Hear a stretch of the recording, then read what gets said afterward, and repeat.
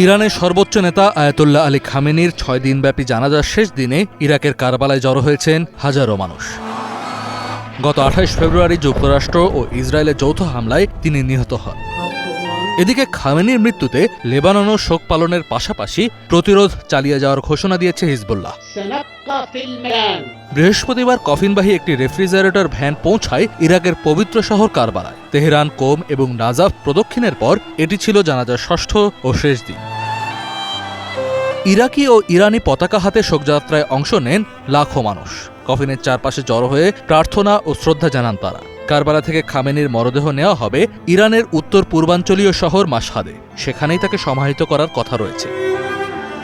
চলতি বছরের ২৮ ফেব্রুয়ারি যুক্তরাষ্ট্র ও ইসরায়েলের যৌথ হামলায় নিহত হন আয়াতুল্লাহ আলী খামেনি। তার মৃত্যুর পর থেকেই মধ্যপ্রাচ্য জুড়ে নতুন করে সংঘাত ছড়িয়ে পড়েছে। আমরা এখানে ইমাম খামেনির জন্য এসেছি, যিনি আমেরিকা ও ইসরায়েলের বিরুদ্ধে দাঁড়িয়েছিলেন, যাদের আমরা অবিশ্বাসের শক্তি হিসেবে বিবেচনা করি। তিনিই একমাত্র ব্যক্তি যিনি আমেরিকার বিরুদ্ধে রুখে দাঁড়িয়েছিলেন এবং না বলেছিলেন। আল্লাহকে ধন্যবাদ, তিনি তাদের হ্যাঁ বলেননি, তিনি না বলেছিলেন।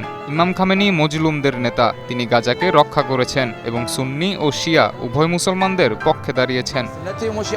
অন্যদিকে খামেনির মৃত্যুতে লেবাননের রাজধানী বৈরুতের দক্ষিণ শহরতলিতেও জড়ো হয়ে শোক জানিয়েছেন হিজবুল্লাহ সমর্থকরা। সেখানে দেওয়া ভাষণে সংগঠনটির প্রধান নাইম কাশেম ইসরায়েলের বিরুদ্ধে তাদের প্রতিরোধ আরও জোরদার করার ঘোষণা দিয়েছেন।